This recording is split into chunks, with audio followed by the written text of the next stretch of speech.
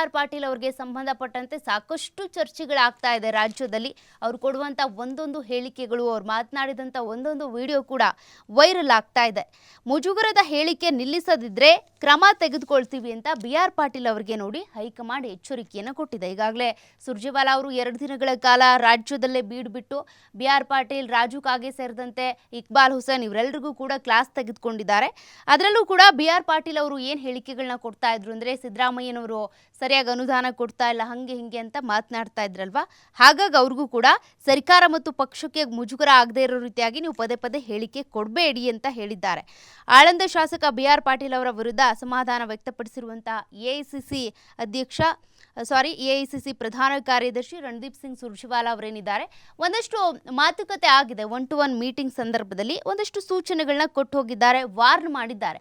ಇಂಥ ಹೇಳಿಕೆಗಳು ಮತ್ತೆ ರಿಪೀಟ್ ಆಗಬಾರ್ದು, ಇದು ಪಕ್ಷಕ್ಕೆ ಡ್ಯಾಮೇಜ್ ಉಂಟು ಮಾಡುತ್ತೆ ಅಂತೇಳಿ. ಜೊತೆಗೆ BR ಪಾಟೀಲ್ ಅವರಿಗೆ ಕರೆ ಮಾಡಿ ಎಚ್ಚರಿಕೆ ನೀಡಿದ್ದಾರಂತೆ. ವಸತಿ ಹಂಚಿಕೆಯಲ್ಲಿ ಭ್ರಷ್ಟಾಚಾರ ನಡೀತಾ ಇದೆ ಅಂತ ಏನು BR ಪಾಟೀಲ್ ಅವರು ಹೇಳಿಕೆಯನ್ನು ಕೊಟ್ಟಿದ್ರು, ಅದಕ್ಕೆ ಸಂಬಂಧಪಟ್ಟಂತೆ ಈಗಾಗಲೇ ಅದು ವಿಪಕ್ಷಗಳಿಗೆ ಅಸ್ತ್ರ ಆಗ್ಬಿಟ್ಟಿದೆ. ಹಾಗಾಗಿ ನೀವು ಅದನ್ನೇ ಇಟ್ಕೊಂಡು ಮಾತನಾಡೋದಕ್ಕೆ ಹೋಗಬೇಡಿ ಅಂತ.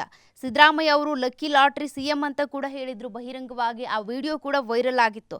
ಎರಡೂ ಹೇಳಿಕೆಗಳನ್ನ ಗಂಭೀರವಾಗಿ ಪರಿಗಣಿಸಿರುವ ಸುರ್ಜೇವಾಲಾ ಅವರು ಬುಧವಾರ ಪಾಟೀಲ್ ಅವರಿಗೆ ಕರೆ ಮಾಡಿ ಪದೇ ಪದೇ ವಿವಾದಾತ್ಮಕ ಹೇಳಿಕೆಗಳನ್ನ ಕೊಡಬೇಡಿ, ಏನೇ ಇದ್ರೂ ಕೂಡ CM ಸಿದ್ದರಾಮಯ್ಯನವರ ಜೊತೆ ಮೊದಲು ಮಾತಾಡಿ, ತದನಂತರದಲ್ಲಿ ನೀವು ಮಾಧ್ಯಮಗಳ ಮುಂದೆ ಬರಬೇಕು ಅಂತೇಳಿ CM ಸಿದ್ದರಾಮಯ್ಯನವರು ಹತ್ರ ಹೋಗಿ ನೀವು ನಿಮ್ಮ ಅಹವಾಲುಗಳು ಏನಿರ್ತವೆ ಅದನ್ನು ಹೇಳ್ಕೊಳ್ಳಿ. ತದನಂತರದಲ್ಲಿ ಅವ್ರ ಸಮಸ್ಯೆ ಬಗೆಹರಿಸಿಲ್ಲ ಅಂದರೆ ನಮ್ಮ ಬಳಿ ಹೇಳಿ, ಹಂಗೂ ಆಗಿಲ್ಲ ಅಂದರೆ ಮಾಧ್ಯಮದ ಬಳಿ ಹೋಗಿ. ಏಕಾಏಕಿ ಮಾಧ್ಯಮದ ಮುಂದೆ ಹೋಗಿ ಪಕ್ಷದ ಮಾನ ಮರ್ಯಾದೆ ತೆಗಿಬೇಡಿ ಅಂತ ಸುರ್ಜೇವಾಲಾ ಅವರು BR ಪಾಟೀಲ್ ಇರ್ಬೋದು, ರಾಜು ಕಾಗೆ ಸೇರಿದಂತೆ ಅನೇಕ ಶಾಸಕರಿಗೆ ಈಗಾಗಲೇ ವಾರ್ನ್ ಮಾಡಿದ್ದಾರೆ.